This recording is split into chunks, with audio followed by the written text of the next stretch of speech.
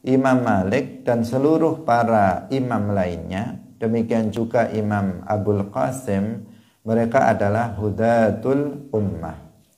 Maka wajib untuk bertaklid kepada salah satu dari mereka, salah satu dari para ulama dari mereka ini.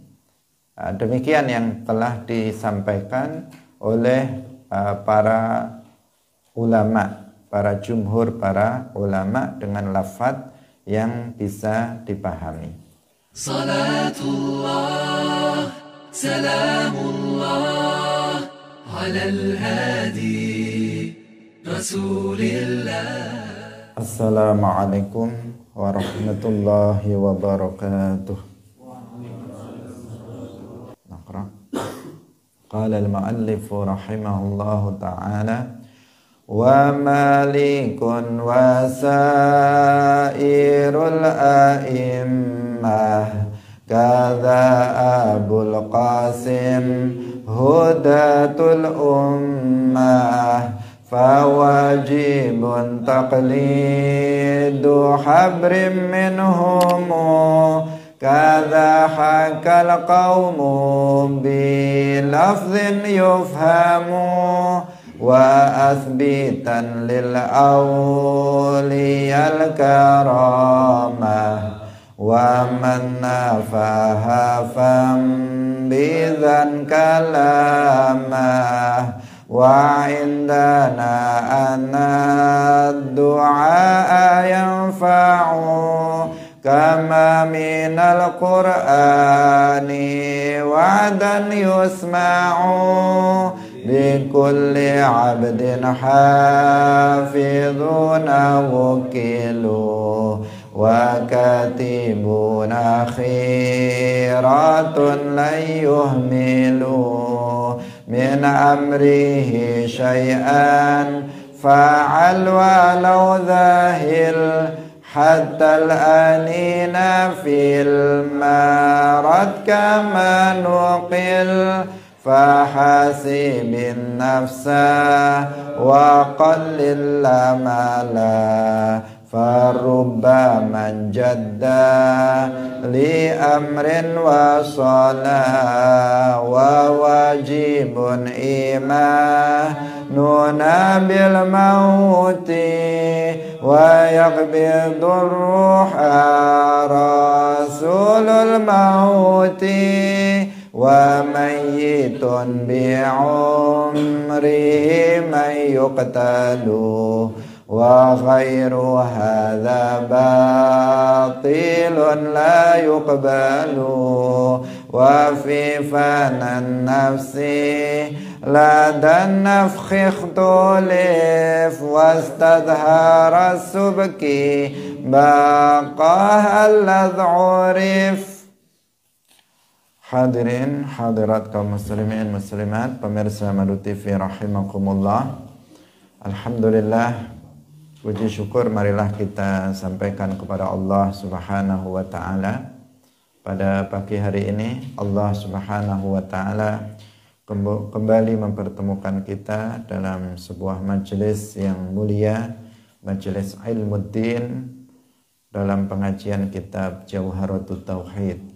Semoga Allah Subhanahu wa taala memberkahi majelis ini sehingga kita semuanya yang hadir dalam majelis ini mendapatkan ilmu yang barokah, manfaat fid dunya wal akhirah. Amin ya rabbal alamin. Salawat dan salam semoga tetap terlimpahkan kepada junjungan kita Nabi Agung Nabi Muhammad sallallahu alaihi wasallam, para sahabatnya, keluarganya, serta seluruh umat Islam yang mengikuti beliau ila yaumil qiyamah. Hadirin rahimakumullah, kita pagi hari ini akan melanjutkan pengajian kita dalam kitab Jawharatut Tauhid karya Syekh Ibrahim Al-Laqani sampai pada nazam yang ke-81. Mari kita memulainya dengan tidak lupa untuk mengikhlaskan niat kita bahwa kita ngaji ini semata-mata untuk mendapatkan ridha dari Allah Subhanahu wa taala. Qala al-muallif rahimahullahu ta'ala wa Malikun wa sairul a'immah kadza Abul Qasim hudatul ummah fawajibun taqlidu habrim minhumu kadza hakal qaumu bilafdhin yufhamu. Wa Malikun lan Imam Malik wa sairul a'immah lan wa Malikun lan utai Imam Malik wa sairul a'immah lan sekerine pira-pira imam kadza iku kaya mangkono Malik wa sairul a'immah Abul Qasim Al-Junaid Abul Qasim iku hudatul ummah pira-pira wong kang aweh pitutuh maring umat. Fawajibun mongko wajib apa taklidu habrin taklid manut maring wong kang alim minhumu sangking Malik wasairil a'immah. Kadza kaya mangkene haka wis nyeritaaken sapa al-qaumu para ulama. Bilafdhin kelawan lafat yufhamu kang bisa den paham apa lafat. Hadirin hadirat rahimakumullah. Al-muallif Syekh Ibrahim Al-Laqani beliau mengatakan bahwa Imam Malik dan seluruh para imam lainnya, demikian juga Imam Abul Qasim, mereka adalah hudatul ummah. Maka wajib untuk bertaklid kepada salah satu dari mereka, salah satu dari para ulama dari mereka ini. Demikian yang telah disampaikan oleh para ulama, para jumhur para ulama dengan lafaz yang bisa dipahami. Hadirin yang dirahmati oleh Allah Subhanahu wa taala. Kita umat Islam Ahlus Sunnah wal Jamaah, umat Islam mayoritas ini meyakini bahwa umat Islam ini terbagi menjadi dua golongan.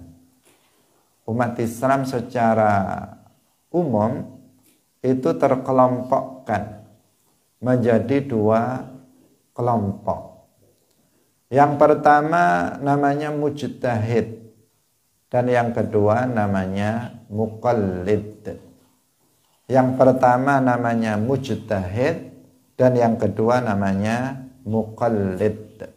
Nah, mujtahid artinya orang yang memiliki keahlian dalam berijtihad.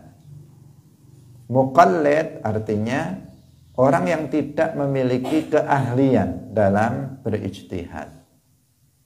Saya ulangi, mujtahid artinya orang yang memiliki keahlian atau kemampuan di dalam berijtihad. Sementara muqallid kebalikan dari mujtahid, yaitu orang yang tidak memiliki kemampuan, tidak memiliki keahlian dalam ijtihad. Nah, ijtihad itu apa?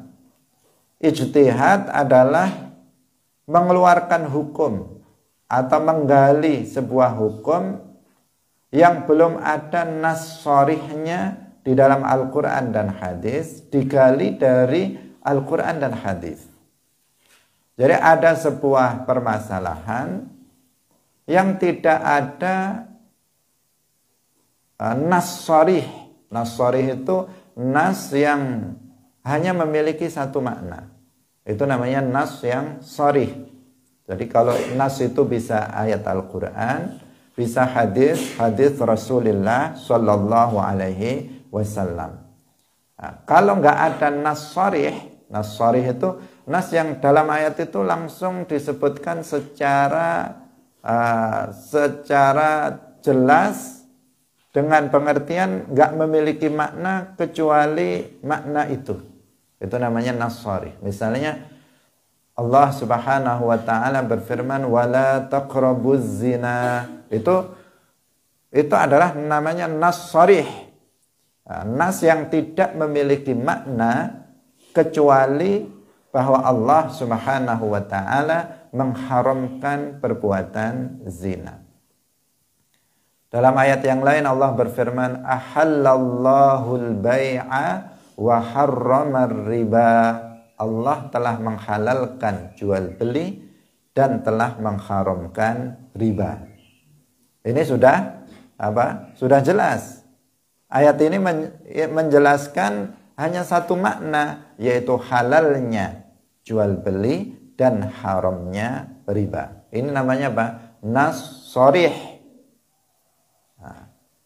Lah ijtihad itu adalah menggali hukum yang itu tidak ada nas sharihnya di dalam Al-Quran dan hadis. Tidak ada nas sharihnya di dalam Al-Quran dan hadis.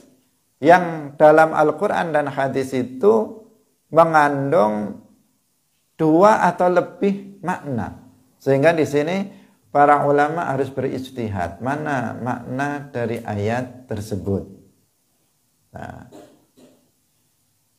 mana ayat apa makna dari ayat tersebut, yang dikehendaki itu apa? Nah, dari sini peran para ulama untuk berijtihad, untuk mengerahkan segala kemampuan yang dimilikinya dalam memaknai, dalam memahami ayat atau hadis tersebut. Ini namanya ijtihad. Jadi ijtihad itu apa? Yaitu mengeluarkan hukum yang tidak ada nas sharihnya di dalam Al-Quran dan hadis. Ini namanya ijtihad. Nah, mujtahid adalah orang yang telah memiliki keahlian, kemampuan untuk melakukan ijtihad. Itu namanya mujtahid. Sementara muqallid, kebalikan dari mujtahid, dia orang yang tidak memiliki kemampuan untuk berijtihad. Hadirin rahimakumullah, pembagian umat Islam menjadi dua kelompok ini itu didasarkan kepada hadis Rasulullah Shallallahu Alaihi Wasallam.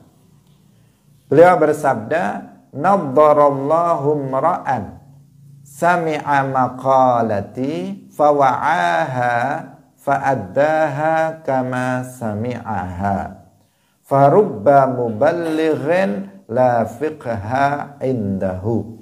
Rawahu Tirmidzi wa Ibnu Hibban. Naddarallahu mra'an, semoga Allah membuat atau menjadikan berseri-seri wajah seseorang, sami'a maqalati, yang dia telah mendengar perkataanku, artinya mendengar hadis Nabi, fawa'aha, kemudian dia menghafalkan hadis itu, fa'addaha kama sami'aha, kemudian dia menyampaikan hadis itu kepada orang lain seperti yang dia dengar. Jadi seseorang mendengar hadis dari Nabi, kemudian hadis itu dihafalkan oleh dia. Setelah itu hadis tersebut disampaikan kepada orang lain seperti yang dia dengar dari Nabi, tidak merubahnya. Farubba muballighin la fiqha indahu. Betapa banyak orang yang menyampaikan hadis tetapi dia tidak memiliki pemahaman terhadap hadis tersebut. Hadirin yang dirahmati oleh Allah Subhanahu wa taala. Ini ada beberapa riwayat hadis yang serupa dengan hadis ini. Yang hadis ini menunjukkan begini. Ada sebagian sahabat Nabi dan juga seterusnya, itu orang yang dia mendengarkan hadis dari Rasulullah, kemudian dia menghafalnya dan menyampaikan apa adanya seperti yang dia dengar dari Rasulullah. Namun dia tidak memahami apa hadis yang diriwayatkannya itu. Jadi dia hanya menyampaikan, Nabi mengatakan begini, dihafalkan, kemudian disampaikan kepada yang lainnya. Sudah, sebatas itu. Sebatas itu yang dia mampu untuk dia lakukan. Tetapi ada juga sebagian orang itu yang bukan hanya dia mendengar hadis, kemudian dia bisa menyampaikannya, namun dia juga memiliki kemampuan untuk memahami hadis tersebut. Karena itu dikatakan farubba, karena itu betapa banyak dikatakan farubba muballighin la fiqha indahu. Betapa banyak orang yang menyampaikan tetapi dia tidak memiliki pemahaman. Dan juga ada orang yang dia itu tersampaikan hadis kepadanya dan dia lebih memahami dari gurunya yang yang menyampaikan hadis kepada dia. Dalam riwayat yang lain dijelaskan seperti itu. Jadi dia yang mendengar hadis itu dia lebih memahami afqahu, dalam hadis lain disebutkan betul afqahu minhu, dia lebih memahami terhadap hadis itu daripada gurunya yang menyampaikan hadis tersebut kepadanya. Nah, ini ada dua orang seperti itu. Jadi ada orang yang itu hanya bisa meriwayatkan hadis, dia mendengarkan hadis kemudian meriwayatkannya tanpa mampu memahami hadis yang dia sampaikan. Kemudian yang kedua ada seseorang yang dia mendengar hadis sekaligus dia bisa memahami hadis yang dia sampaikan, yang dia dengar dan dia sampaikan kepada orang lain tersebut. Berarti ada dua kelompok orang. Yang satu dia menerima hadis dan memahaminya. Yang satu dia menerima hadis tidak memahaminya, tetapi dia meriwayatkannya. Kenapa dia meriwayatkannya? Dia meriwayatkannya apa adanya seperti yang dia dengar, dia riwayatkan. Tetapi dia tidak memahaminya. Dan dalam praktek atau dalam kenyataan memang seperti itu.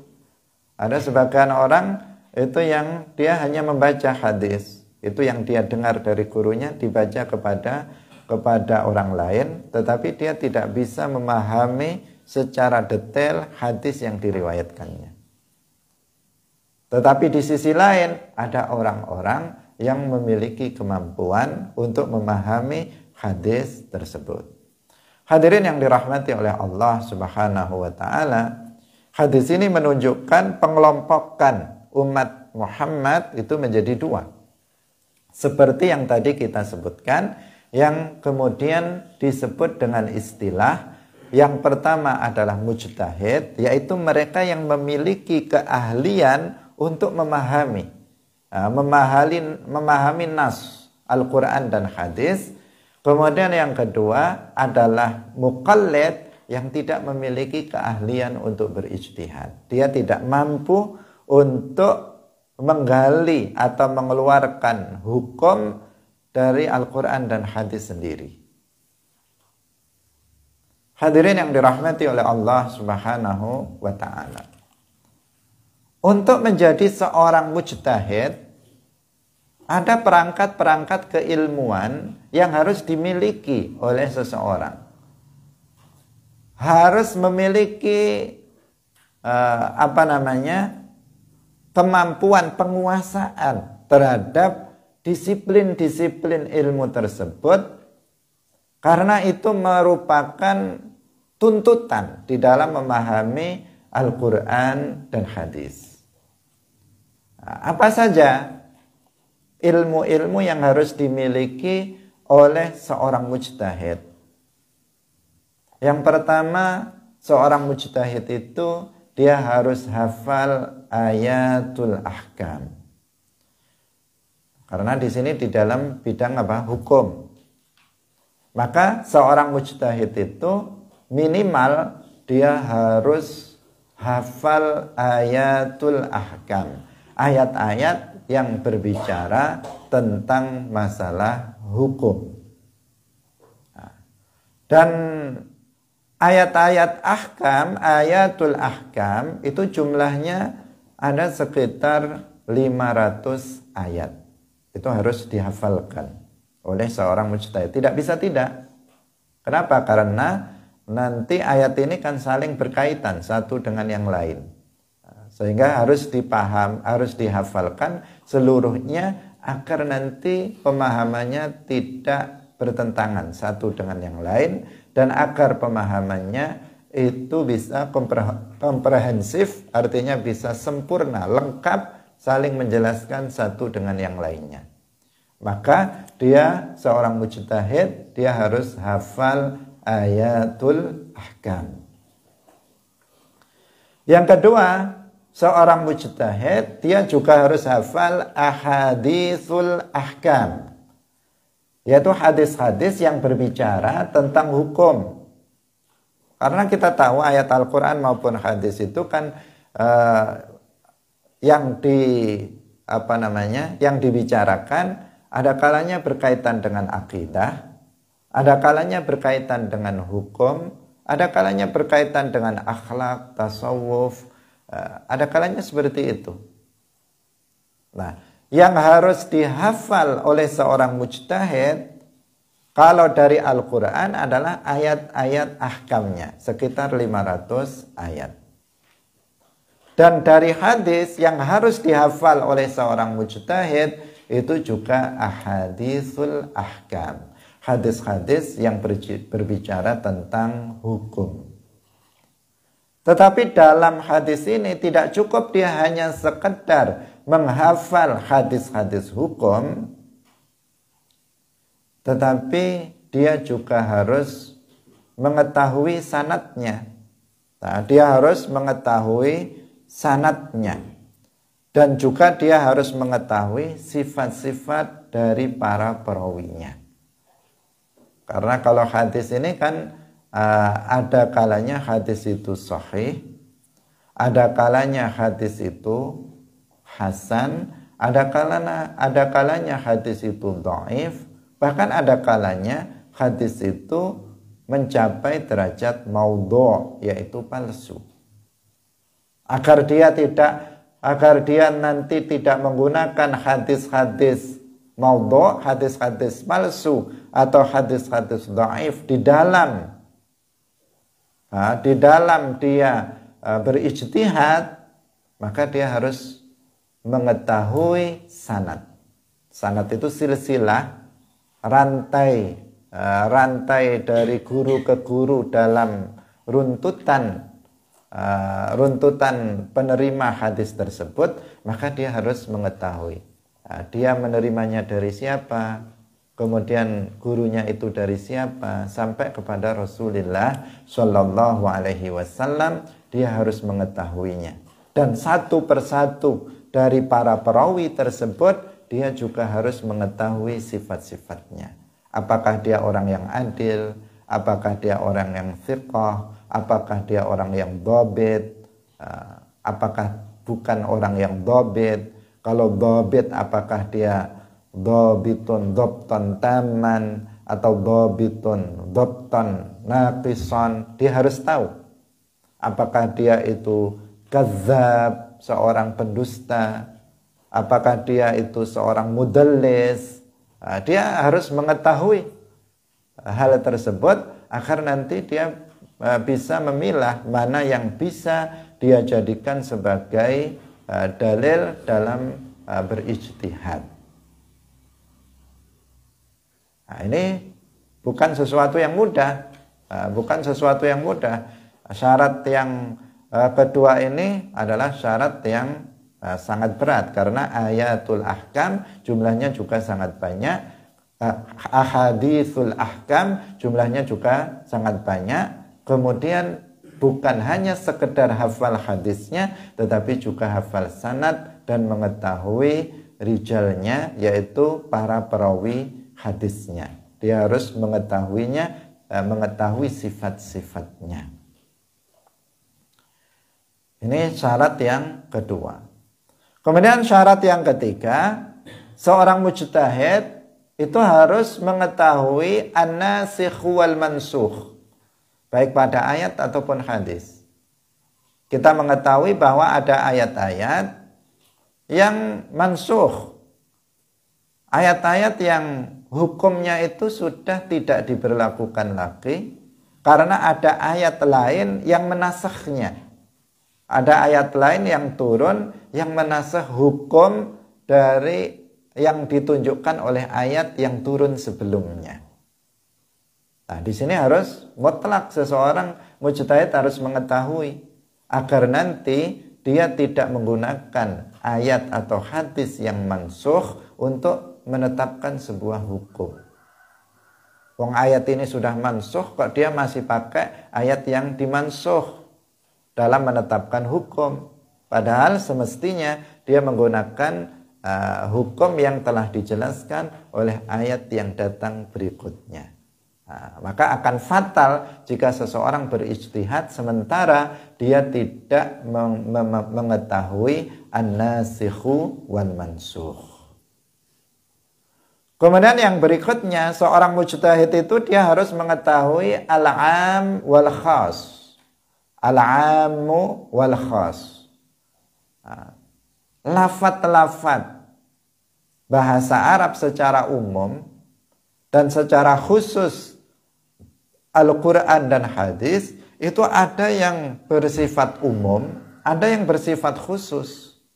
Ada yang umum tetapi yang dikehendaki itu khusus. Ada yang umum kemudian ditaksis dan seterusnya. Jadi ada lafat dalam Al-Quran itu dengan tanda-tanda tertentu. Kalau kita pelajari usul fikih kita akan tahu bahwa lafat ini am. Lafat ini khas. Kalau am harus dipahami secara umum. Kalau khas harus dipahami secara khusus. Ada lafadznya umum tetapi yang dikehendaki khusus. Ada lafadznya umum tetapi sudah ditaksis, dikhususkan dengan ayat yang lain. Seorang mujtahid harus tahu. Kalau enggak nanti bisa repot. Sesuatu yang sebenarnya umum tetapi dikehendaki khusus, dia pahami secara umum. Seperti misalnya firman Allah Subhanahu wa taala, "Wa man lam yahkum bima anzalallahu fa ulaika humul kafirun." Wa man lam yahkum man. Di situ lafadznya am, lafadznya umum. Kalau lafadznya umum itu diartikan apa? Ya siapa saja. Dikatakan wa man lam yahkum, siapa saja yang tidak berhukum dengan apa yang telah Allah turunkan, faulaika humul kafirun, maka mereka adalah orang-orang yang kafir. Jika ini dipahami secara umum, akhirnya apa? Sebagian orang terperosok dalam paham radikal, dalam paham ekstrim yang kemudian mengkafirkan siapa saja yang berhukum dengan selain hukum Allah. Padahal sebagian para sahabat seperti Al-Barra ibnu Azib mengatakan bahwa meskipun lafadz ini umum, tetapi lafadznya ini yang dimaksud adalah khusus karena berkaitan dengan asbabun nuzul dari ayat itu. Bahwa ayat itu berkenaan dengan orang-orang Yahudi. Sehingga yang dimaksud dengan man dalam hadis itu, dalam ayat itu adalah orang-orang Yahudi. Wa man lam yahkum bima anzalallahu faulaika humul kafirun. Artinya dan orang Yahudi yang mereka tidak berhukum dengan apa yang telah Allah turunkan, mereka itulah orang-orang Yahudi, itulah orang-orang yang kafir. Tetapi karena seseorang nggak tahu bahwa itu lafadz am itu adalah dipahami khas, akhirnya dia salah dalam menafsirkan ayat Al-Quran. Atau misalnya hadis Rasulullah Shallallahu Alaihi Wasallam, kullu bid'atin dolalah, kullu bid'atin dolalah, setiap bid'ah, lafadznya umum. Pokoknya semua bid'ah lafadznya itu mengatakan kullu bid'atin dhalalah. Kalau seseorang nggak paham am khas, am maksus, dia akan mengatakan, wah ini Seperti orang Wahabi mengatakan semua bid'ah itu sesat, nggak ada bid'ah itu yang baik, nggak ada bid'ah itu yang makbul, yang diterima. Ini hadisnya mengatakan kullu, menggunakan lafaz yang umum yang menunjukkan bahwa setiap bid'ah itu sesat. Itu kenapa dia berpendapat seperti itu? Karena dia tidak tahu bahwasanya meskipun lafadznya ini umum, tetapi dia makhsus. Seperti yang dikatakan oleh Al-Imam An-Nawawi yang mengatakan bahwa hadis ini amun makhsus. Bahwa kullu bid'atin dolalah, ay ghalibul bid'ah dolalah. Aghlabul bid'ah dolalah. Kebanyakan bid'ah itu sesat. Bukan seluruhnya, tetapi sebagian dari bid'ah itu sesat. Berarti kalau sebagian bid'ah itu sesat, sebagian yang lain itu tidak sesat. Nah, kenapa dipahami bahwa ini lafadznya am tetapi makhsus? Karena ada hadis yang lain yang menunjukkan bahwa bid'ah itu bukan hanya satu, yang menunjukkan bahwa bid'ah itu tidak seluruhnya sesat. Seperti hadis Nabi, man ahdatsa fi amrina hadza ma laysa minhu fahuwa raddun. Nah, hadis itu sudah jelas menunjukkan bahwasanya ada bid'ah yang hasanah, ada bid'ah yang makbul. Hadirin yang dirahmati oleh Allah Subhanahu wa taala. Nah, jadi seorang mujtahid dia harus mengetahui al-am wal khas. Nah, silahkan bisa dipelajari dalam kitab usul fikih seperti apa am dan khas itu. Kemudian seorang mujtahid juga disyaratkan dia harus mengetahui al-mutlaq wal muqayyad. Al-mutlaq wal muqayyad. Ada lafaz dalam ayat Al-Qur'an itu mutlaq. Nggak ada qaid itu nggak ada batasan. Sehingga dia berlaku menyeluruh. Tetapi ada ayat yang kemudian mengqayyitinya, mengqayyitinya itu membatasinya. Nah, itu harus difahami. Kalau enggak nanti lafaz yang misalnya sesuatu yang mutlak dipahami muqayyad, atau yang muqayyad dipahami mutlak, atau lafaz yang mutlak sudah diqayyiti dengan ayat yang lain, dia tidak mengetahuinya. Kalau dia tidak mengetahuinya, maka dia akan memutlakkan sesuatu yang muqayyad atau sebaliknya.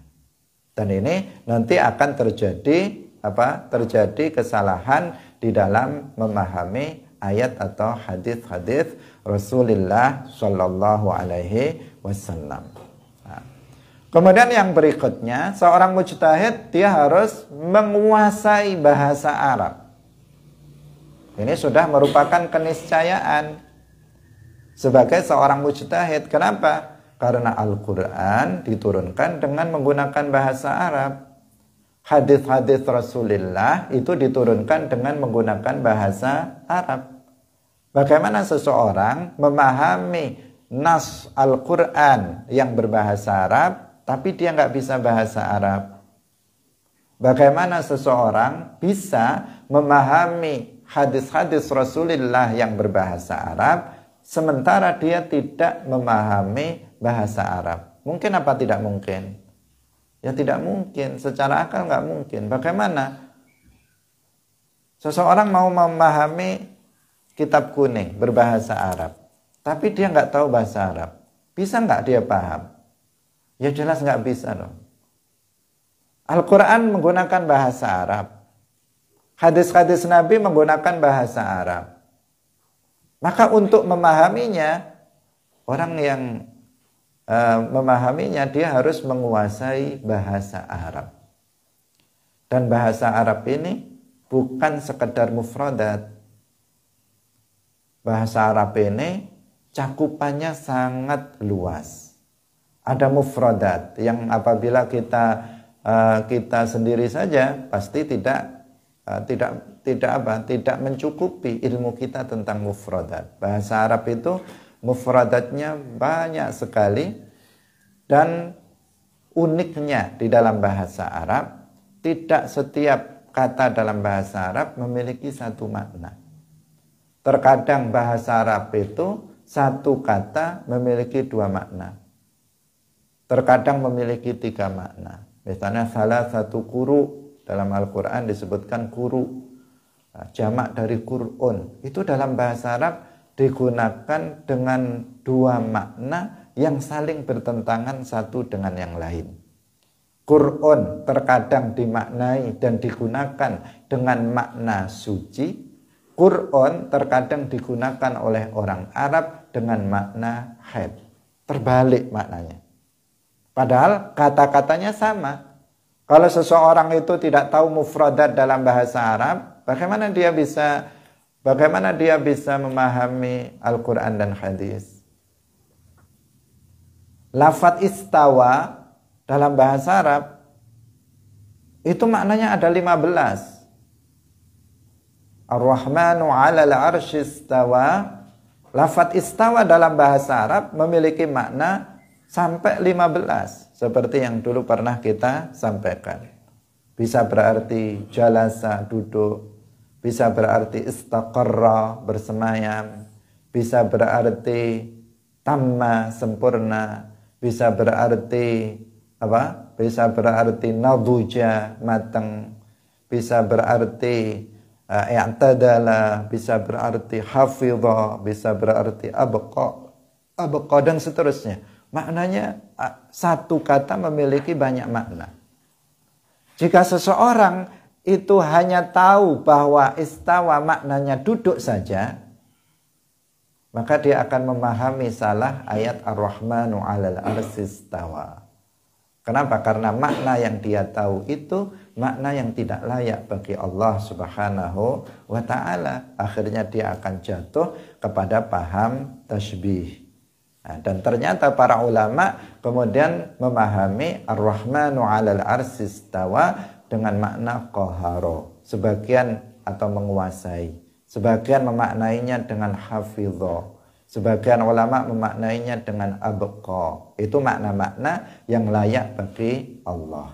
Ar-Rahmanu 'alal 'arsy istawa artinya Allah itu yang menguasai arsy. Ar-Rahmanu 'alal 'arsy istawa, sebagian ulama mengatakan Allah yang menjaga arsy, yang menetapkan arsy sehingga dia tidak menjatuhi apa yang ada di bawahnya. Dan seterusnya. Jadi harus mengetahui mufradat, harus mengetahui nahwu, harus mengetahui sharaf. Kalau seseorang itu tidak mengetahui nahwu, bagaimana dia bisa memahami sebuah ayat? Membaca saja nggak bisa. Tanpa nahwu seseorang nggak akan bisa membaca membaca yang berbahasa Arab. Atau dia tidak paham nahwu sehingga fa'il dijadikan maf'ul, maf'ul dijadikan fa'il, maka di sini dia sudah sudah fatal, pemahamannya sudah rusak. Jika fa'il dijadikan maf'ul, maf'ul dijadikan fa'il, pemahamannya sudah dipastikan akan rusak. Begitu seterusnya, itu akan berdampak kepada makna. Maka nahwu harus tahu. Sharaf juga harus tahu. Sharaf harus tahu karena perubahan kata memiliki makna yang berbeda. Ketika seseorang mengatakan sami'a, kemudian yasma'u, kemudian sama'un, kemudian sami', kemudian masmu', maknanya sama apa enggak? Tidak sama. Kalau masmu' artinya sesuatu yang didengar, kalau sami' artinya yang mendengar, kalau sama artinya pendengaran, kalau yasma'u artinya sedang mendengar, kalau sami'a artinya telah mendengar. Belum lagi kalau dirubah kepada makna yang lain, atau kepada bentuk yang lain. Kalau qabila artinya menerima, kalau qabala artinya bisa menghadap, kalau qabbala artinya mencium, kalau istaqbala artinya menyambut, kan beda-beda. Berarti harus tahu tasrif, harus tahu sharaf. Kalau nggak tahu sharaf, bagaimana seseorang bisa memahami Al-Quran dan hadis? Nggak bisa. Juga harus tahu balaghah. Harus tahu ilmu balaghah, baik bayannya, ma'aninya, badi'nya, dia harus memahami. Dan perangkat-perangkat ilmu bahasa Arab yang lainnya, seseorang harus menguasainya untuk menjadi seorang mujtahid. Kalau tidak, maka nggak akan bisa. Nggak akan bisa seseorang menjadi seorang mujtahid tanpa dia menguasai bahasa Arab. Maka waspadalah terhadap sebagian orang yang sekarang mengaku-ngaku sebagai seorang mujtahid, sementara dia sama sekali tidak mengetahui bahasa Arab. Dia memahami Al-Quran saja dengan terjemahan. Dia memahami hadis dengan terjemahan.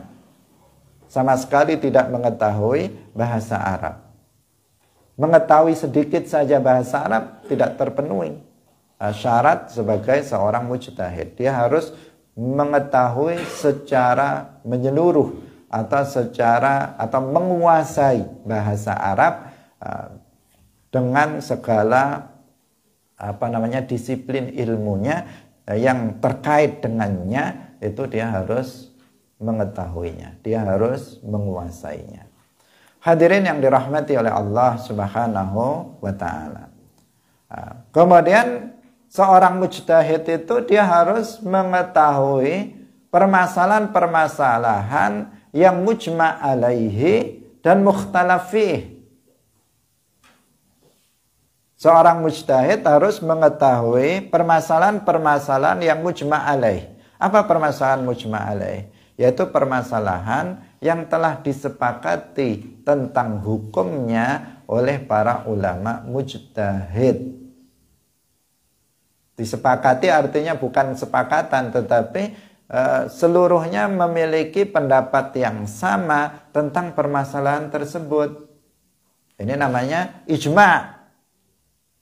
Permasalahannya mujma' alaih. Ini seluruh ulama sudah mengatakan haram. Dia harus tahu. Ini seluruh para ulama sudah mengatakan bahwa ini halal. Seluruh para ulama telah mengatakan ini hukumnya wajib. Ini namanya apa? Ijma'. Berarti permasalahan itu namanya apa? Mujma' alaihi. Sudah disepakati tentang hukumnya oleh seluruh para ulama mujtahid. Imam Syafi'i mengatakan itu haram.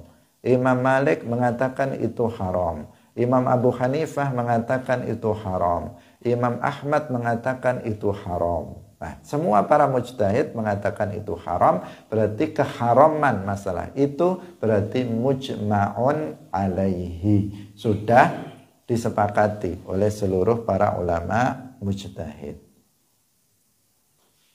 Dan seorang mujtahid dia juga harus tahu perkara-perkara, permasalahan-permasalahan yang mukhtalaf fih, yaitu permasalahan yang masih diperselisihkan di antara para ulama.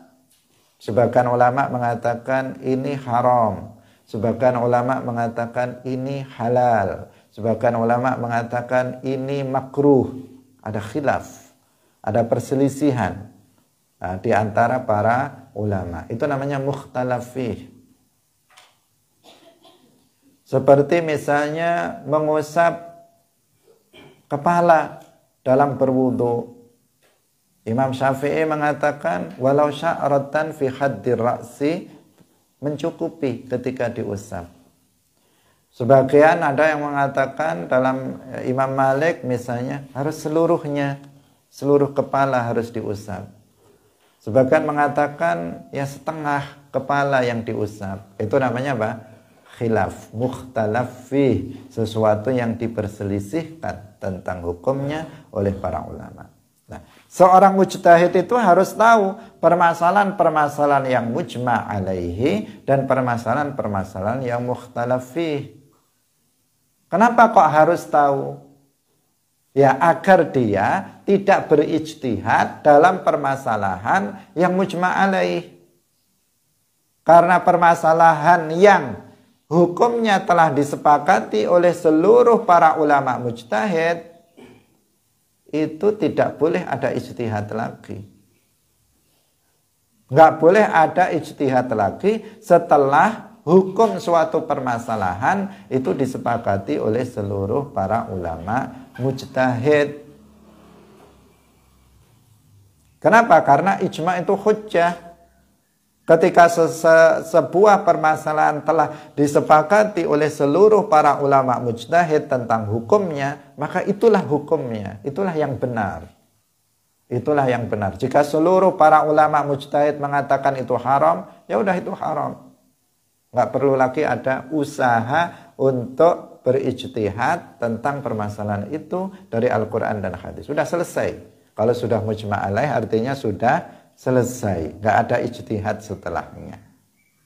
Nah, agar seseorang itu tidak berijtihad setelah adanya ijma', maka seorang mujtahid dia harus tahu mana permasalahan yang mujma' alaih dan mana permasalahan yang mukhtalaf fih, agar hasil ijtihad seseorang itu tidak menentang ijma'.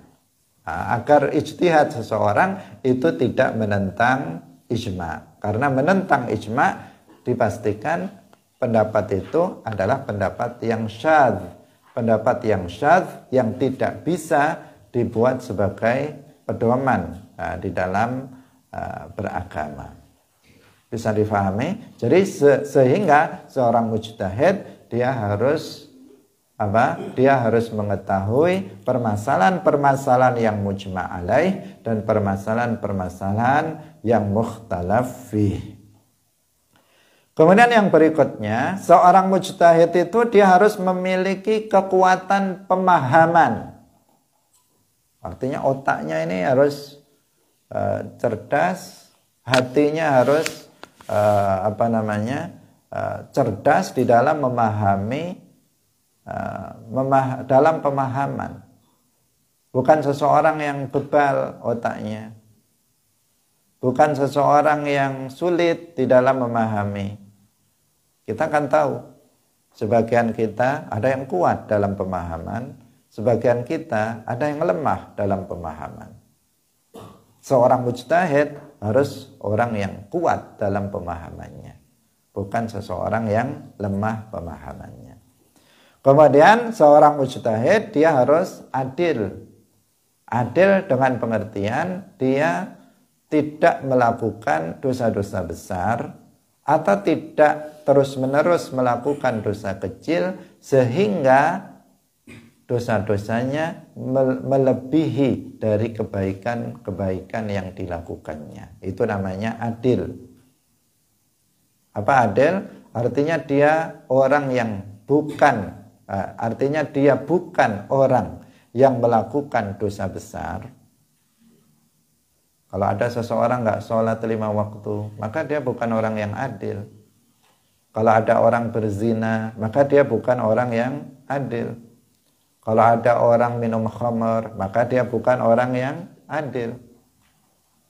Atau orang yang adil itu bukan orang yang terus-menerus melakukan dosa kecil, rutin dia melakukan dosa kecil terus-menerus, sehingga dosa-dosanya dari sisi jumlahnya lebih banyak dari kebaikan yang dilakukannya. Maka ketika itu dosa kecil menjadi dosa besar, dan itu menjadikan seseorang yang melakukannya tidak tergolong sebagai orang yang adil. Seorang mujtahid dia harus orang yang adil. Hadirin yang dirahmati oleh Allah Subhanahu wa taala. Inilah syarat-syarat yang disampaikan oleh para ulama untuk dikatakan seseorang itu menjadi seorang mujtahid. Apabila seseorang tidak memenuhi salah satu saja dari syarat-syarat ini, maka tidak dikatakan dia seorang mujtahid. Kesimpulannya, kita semuanya ini bukan mujtahid. Mana di antara syarat-syarat yang tadi kita sebutkan yang kita memilikinya? Mana? Apakah kita hafal ayatul ahkam? Apakah kita hafal ahaditsul ahkam dengan sanad dan perawinya? Apakah kita orang yang menguasai bahasa Arab secara menyeluruh? Apakah kita tahu an-nasikh wal mansukh? Terkadang sebagian kita apa nasikh mansukh aja nggak tahu. Apalagi sampai tahu mana ayat yang nasikh, mana ayat yang mansukh. Apakah kita tahu al-am wal khas? Apakah kita tahu al-mutlaq wal muqayyad? Apakah kita ini orang yang tahu perkara yang mujma' alaih dan mukhtalaf fih? Dari sekian banyak itu satu pun saya nggak memilikinya. Kalian juga tidak memilikinya. Satu pun. Artinya apa? Kita ini mujtahid atau muqallid? Muqallid. Nah, kita ini muqallid. Kita bertaklid kepada mereka para mujtahid. Kita mengikuti dalam memahami Al-Quran dan hadis, kita mengikuti mereka. Maka wajib hukumnya di sini dikatakan fawajibun taqlidu habrim minhumu kadza hakal qaumu bilafdhin yufhamu. Maka wajib untuk bertaklid kepada salah satu dari mereka para ulama mujtahid. Siapa para ulama mujtahid itu? Seperti Al-Imam Abu Hanifah, An-Nu'man bin Thabit, namanya An-Nu'man bin Thabit Abu Hanifah. Beliau itu lahir pada tahun 80 Hijriah dan wafat tahun 150 Hijriah. Wafat di tahun kelahiran Al-Imam Asy-Syafi'i radhiyallahu anhu. Kemudian yang kedua adalah Al-Imam Malik bin Anas. Al-Imam Malik bin Anas namanya Abu Abdillah Malik bin Anas ibn Malik ibn Abi Amir Anas ibn Al-Harith. Beliau imam Daril Hijrah Al-Madinah. Beliau tinggal di Madinah, yang dikenal dengan Imamu Daril Hijrah atau Imamu Al-Madinah. Imam Malik bin Anas yang terkenal sebagai pengarang kitab Al-Muwatta. Beliau lahir pada tahun 95 Hijriah dan wafat pada tahun 179 Hijriah. Beliau yang disebut oleh hadis Rasulullah Shallallahu Alaihi Wasallam sebagai alimul Madinah menurut para ulama. Dalam hadis disebutkan disebutkan di dalam hadis Rasulullah Shallallahu Alaihi Wasallam, yushiku ayadriban nas akbadal ibil yatlubuna al-ilma fala yajiduna ahadan a'lama min alimil Madinah. Hampir saja orang-orang mengencangkan untanya untuk menuntut ilmu. Mereka tidak mendapatkan seorang alim yang lebih berilmu, lebih alim dari seorang alimil Madinah. Dan para ulama mengatakan yang dimaksud itu adalah Imam Malik bin Anas, pendiri mazhab Maliki. Kalau Al-Imam Abu Hanifah, pendiri mazhab Hanafi. Kemudian yang ketiga adalah Al-Imam Asy-Syafi'i. Namanya adalah Muhammad bin Idris ibn Al-Abbas ibn Uthman ibn Syafi' ibn As-Sa'ib ibn Ubaid ibn Abdi Yazid ibn Hashim ibn Abdul Muttalib ibn Abdi Manaf. Itu nasab beliau.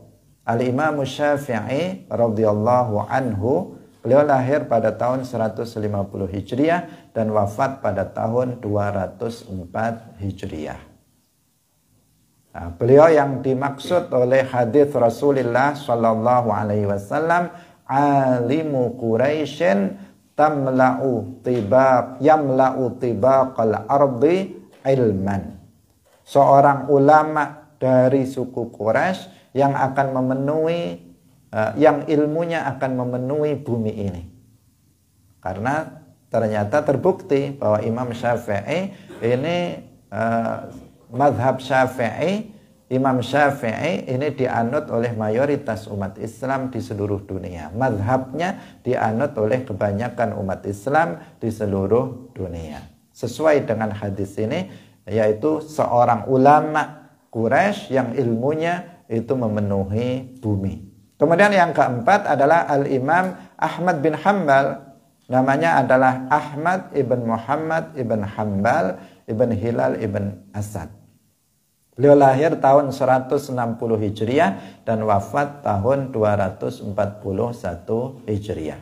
Itu adalah yang dimaksud dengan sairil a'immah. Wa malikun Imam Malik, wa sairul a'immah, dan para imam yang lainnya seperti Al-Imam Abu Hanifah, Al-Imam Asy-Syafi'i, Al-Imam Ahmad bin Hanbal. Seluruh mereka adalah hudatul ummah. Mereka adalah orang-orang yang menunjukkan jalan hidayah kepada umat Islam. Karena mereka adalah para mujtahidun.